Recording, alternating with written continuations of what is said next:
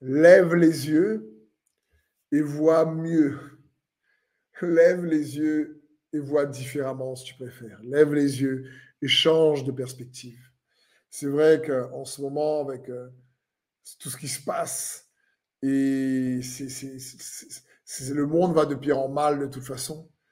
Et on ne doit pas laisser ce qu'on entend dans les circonstances, dans les actualités, ce qu'on voit avec nos yeux physiques et ce qu'on entend avec nos oreilles physiques, venir façonner notre perspective de la vie. Parce qu'il y a aussi la perspective de l'esprit, la perspective du royaume de Dieu. Et pour ça, il ne faut pas oublier de lever les yeux. Jésus va dire aux disciples dans Jean 4, 35, ne dites-vous pas qu'il y a encore 4 mois jusqu'à la moisson?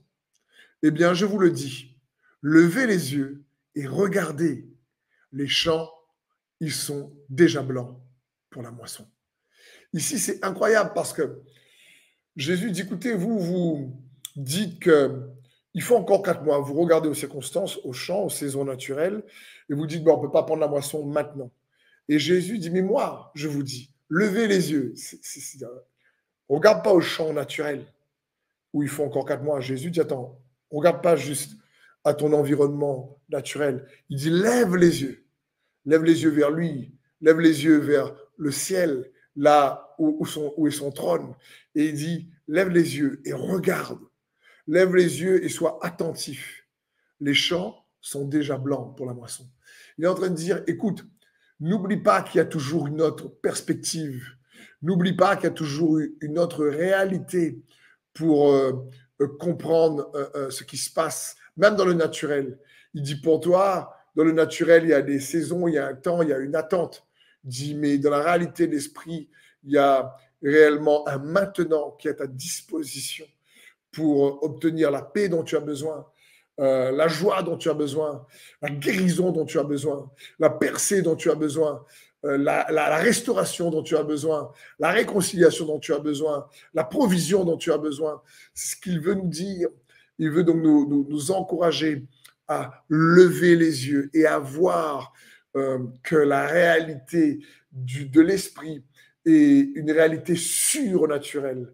Une réalité qui est sur le naturel, pas uniquement pour être au-dessus du naturel, mais pour changer le naturel. Sa réalité invisible. L'apôtre Paul dit, mais nous ne regardons pas aux choses visibles, car les choses visibles sont temporaires, alors que les choses invisibles sont éternelles.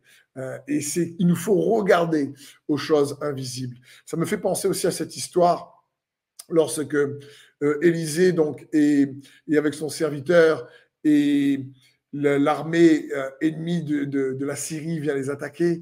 Ils sont très nombreux, ils sont que 2, là, il se réveille le matin, son serviteur se réveille le matin et il voit cette armée incroyable, innombrable, et Élisée tranquille, parce que Élisée avait une autre perspective.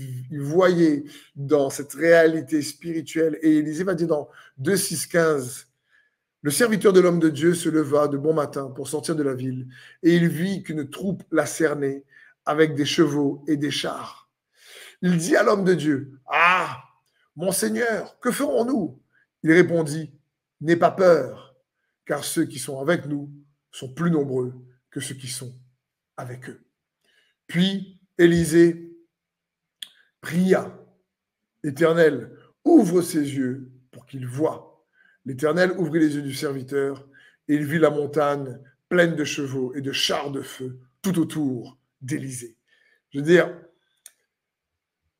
comprenons bien, aujourd'hui, Élisée n'avait même pas l'accès au royaume de Dieu comme nous on a accès. Jésus n'était pas encore venu et Jésus n'était pas mort, ressuscité. Le serviteur, il avait Élisée, mais nous avons Jésus. La Bible dit qu'auparavant, Dieu parlait au travers de ses serviteurs, les prophètes. Mais aujourd'hui, c'est par son Fils, par le Saint-Esprit.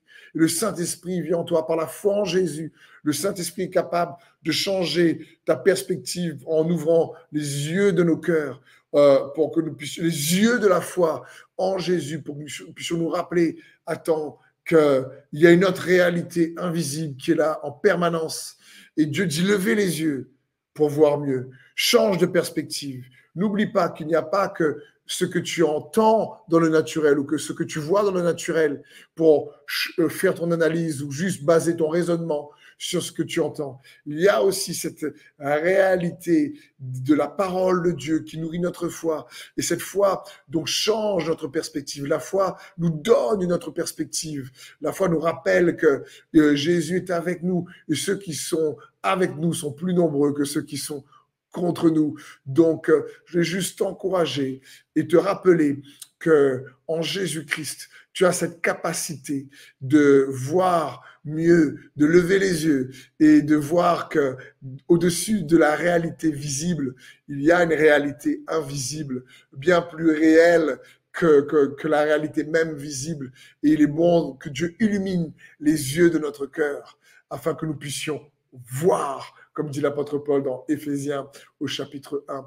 Et c'est ma prière pour toi, c'est ma prière pour moi-même, que Dieu nous permette dans ces temps de trouble de toujours avoir les yeux de nos cœurs ouverts par la foi en Jésus et ce qu'il a accompli afin de voir mieux et de ne pas tomber dans la peur, l'angoisse, la crainte de ce qui se passe en ce moment, mais rester dans sa paix et rester attaché et connecté à sa force et son courage pour traverser et dans ces temps compliqués. Parce que pour Dieu, oui, c'est pas compliqué et il est là avec toi, pour te prendre par la main et t'amener, te donner la victoire dont tu as besoin. Dans le nom de Jésus, c'est ma prière pour toi, que Dieu te donne cette victoire dont tu as besoin. Amen.